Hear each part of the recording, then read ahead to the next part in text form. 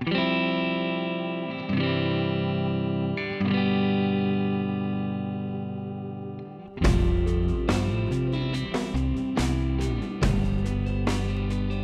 time last year, I was preparing myself to play a final series for Port Melbourne. Didn't really think that the opportunities at AFL level were going to come up. Now I'm pinching myself preparing for a final series with Collingwood Football Club. So I grew up down in southwest Victoria in Warrnambool. I was playing at the Geelong Falcons, so I played 2 years at the Falcons. Moved to Melbourne and sort of spoke to a couple of VFL clubs and decided to come to Port Melbourne after having a chat to them, and sort of was going to live in the area, and they seemed like there was going to be opportunities and all that, and yeah, I guess they seemed to be the best suitors at that time.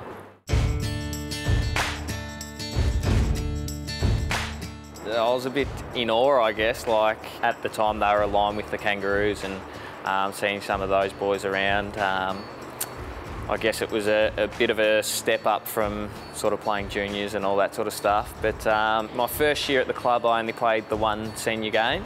And the next couple of years, it was maybe 5 or 6. It wasn't until Gary Ayres came along and I was contemplating leaving. But it was Gary that sort of talked me around and sort of said that he had the belief that I could play at that level, and if I sort of did everything right, that there'd be opportunities. Dwyer just stole it inside the 50. Can he finish? Yes, he can. After having a good look at Sam, it was pretty easy to identify that he was hopefully going to go on and play some pretty regular senior VFL footy for Port. His decision-making, his ability in traffic, his sidestep, and just the way he played the game, you could certainly see that he was a very good decision-maker, and he was crying out for an opportunity. I saw through having a lot of discussions over that summer that he was extremely frustrated by the lack of opportunity. I think his determination, for me, stands out. He's a very, very determined player and hates getting beaten, and also probably his courageousness. That's probably an underrated part of his game, I reckon. I think we always knew he was very good. Even when he was playing in the reserves here, he played very well, and I think he definitely won one league best and fairest in reserves, might have been 2. The more you play, the more confident you get in your abilities and what you're capable of. And Ayresy was a real believer in letting the boys do what they know they're good at, and he's going to back you to the hills, and I guess he instills that confidence in every player. I think that was a step forward for my and his relationship, that the coach was hopefully going to do something for him, and once that door was opened, then it was up to Sam. So that 2011 season, you don't even really dream of going through a season undefeated and then winning the flag. It's just, I guess, the ideal season. It's something that I don't think will be done for a very long time. It's something that I'll cherish for my whole footballing career, and also beyond. So it was a dream come true, really. Number 20, Sam Dwyer. Once he got that chance, the rest was up to him as to how far he was going to go. And he's the best and fairest winner here. He's obviously a premiership player, state representative, VFL Team of the Year. So all those things were about Sam arming himself with quite a lot of weapons, if you like, for hopefully the recruiters then to actually take stock of Sam and notice of him, and then just get a chance. My focus was just about sort of improving my football, and there wasn't a great deal of interest from any sort of AFL clubs. I think it was about 6 weeks out from finals that Decca called up and asked if I could come in for a chat. In Sam's case, he'd certainly been around for quite a while and been a consistently high achiever at a VFL level. And I suppose in our case, us bringing mature age players in, it wasn't something that we've done consistently, or we've done very rarely. We really had a focus on bringing in some mature age players because of the way it was going in terms of the physicality of the game, and we certainly thought that Sam was been a consistently high achiever. Went and did the medical, and Decca was in there on the day, and he sort of sat down and had a chat and said that, you're in the mix, but anything could happen. We're not sure what sort of path we're going to take at this stage, so just do what you can, and if the opportunity arises, make sure that you're sort of ready. Sometimes recruiters keep their cards pretty close to their chest. So there was obviously the football grapevine that an AFL side was interested in looking at Sam. He did the testing, and of course then we established through the grapevine that it was going to be Collingwood. The rookie draft come around and I was actually at work, so I couldn't really follow it or anything. I think the first person to call was Airsy, so it was obviously a great phone call to receive, I guess. And then not long after that, the boys from Collingwood rang up and asked all the rookies to come in that afternoon, and we went in there and had a meeting and started training the next day. So it was really just thrown into the thick of it, which was good actually. Coming into the year, I thought, obviously being on the rookie list, that it was just about going in and sort of doing as good as you can. And I guess it was just about, if the opportunity was there, that just to do everything you could to make sure that you were right to go, and if you did get that opportunity, to really grasp it with both hands. And it was only on the Wednesday before the first game that Bucks come in and said that, yeah, you're going to be making your debut this week, and you know, I was just over the moon, obviously, and just in a bit of shock, really. So yeah, it was just, as I said, like, I was just pinching myself and couldn't believe what was happening, and you know, just like I just wanted the Sunday to come around, so just to get stuck into it.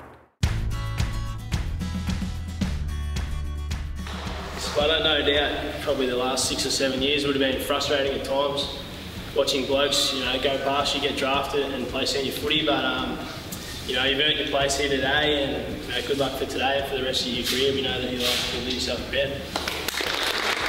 Leading into the game, I was quite nervous, but as soon as I got to the game, Bucks come up to me and said that I was going to be starting as a sub. So from that moment on, I think I calmed down a little bit, knowing that, you know, I'd sort of get a bit of time to sit out there and soak it all up and get used to the crowd and everything. Coming on after half time, the nerves sort of picked up again, but in terms of the step up, like yeah, it's huge. You know, you're under the spotlight every minute of the game, and it's just about, I guess, how well you can adapt.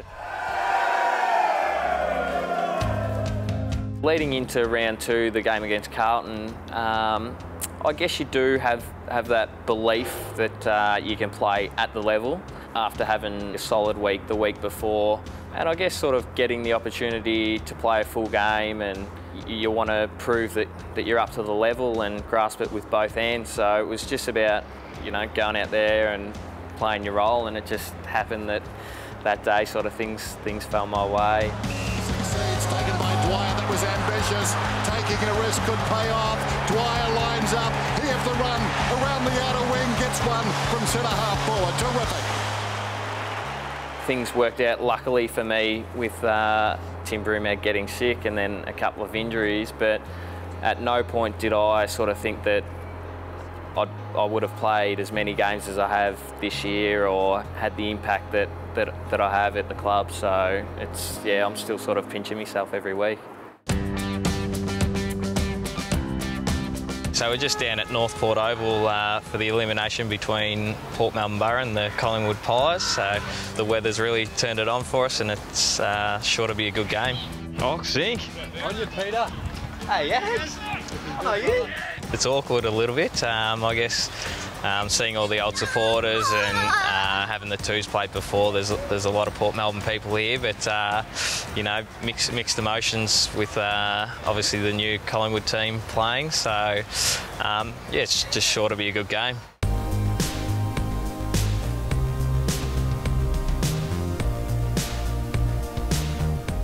What? Shouldn't you belong over there? To be successful at this ground, I think you've got to win the contested footy and just use the whole area of the ground, I guess. So, I mean, if we can get a couple of goals and sort of keep them pretty quiet, then that'll help a lot. I think it'd be great if a lot more VFL boys or, you know, state league boys, Samful, Waffle, whoever it may be, get the opportunity. I mean, at the VFL level, playing at a sort of a standalone club especially, you're coming up against sort of 12 to 14 AFL listed players every week, so you are testing yourself against AFL listed players. Yeah, seeing him run around now with Collingwood, it's hugely important because we need to keep attracting, you know, the best kids or the best players that have just missed out on getting onto an AFL list. If we can be a pathway, the stronger our club will be going forward by attracting the best talent. It's a credit to him, it's a credit to his family.